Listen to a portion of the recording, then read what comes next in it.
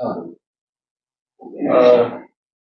तुमच्यावर आरोप आहे की ही जो हिबानामा तुमच्यावरती झाला किंवा तुमच्यासोबत जो झाला त्यामध्ये तुमचा आणि नवाबाचा काय संबंध आहे? तुम्हालाच का हिबानामा करून दिला? माझ्या वडिलांचे आणि त्यांचे फॅमिली संबंध आहे, कुटुंब संबंध आहे आमचे. आम्ही त्यांच्याकडे जातो हैदराबादला. ते इथे येते. आले तर आमच्या इथं थांबते. माझे वडील असताना हं, ते इथं थांबायचे. काय? हं, त्याच्यामुळे त्यांचे आमचे प्रेमाचे संबंध आणि आमचे नाते होते. त्याच्यामुळं मी त्यांना मदत केली. इथं त्यांचं कोणी नाही आहे.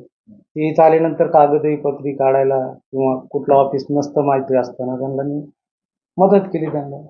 त्याच्यामुळं माझ्या वडिलांचे आणि त्यांचे खूप जास्त संबंध होते. एवढी मोठ्याची एवढी महागडी जमीन तुम्हाला त्यांनी गिफ्ट केली.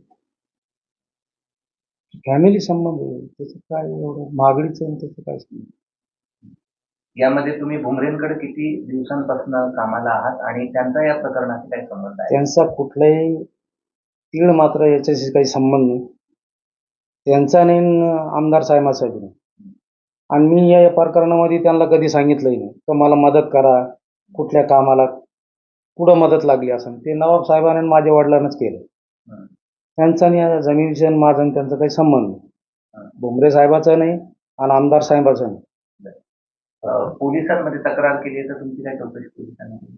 चौकशी काय त्यांनी तिथं बोलिलं. मी हिबाबनामा जे कागदपत्रे मागितले मी देऊन टाकले त्यांना. बाकी काही प्रश्न फक्त इतकाच पडला तुम्ही कौटुंबिक संबंध आहे म्हणता 100-125 कोटीची जमीन तुम्ही फक्त या कौटुंबिक संबंधांना तुम्हाला देऊन टाकली. 20-25 वर्ष संबंध आहे. माझे वडील असताना त्यांचे आमचे संबंध. आमचे नाते होते तिकडे हैदराबाद. म्हणजे नातेगोत्यापोटी फक्त त्यांनी जमीन दिली. मी लहानपणापासून त्यांच्या आता माझं वय 38 आहे. मी लहानपणापासून त्यांच्यासोबत वडिलांसोबत त्यांच्यासोबत राहायचो. त्यांना काही वाटलं असेल. आता ते काय झालं हा बोला ना काय झालं?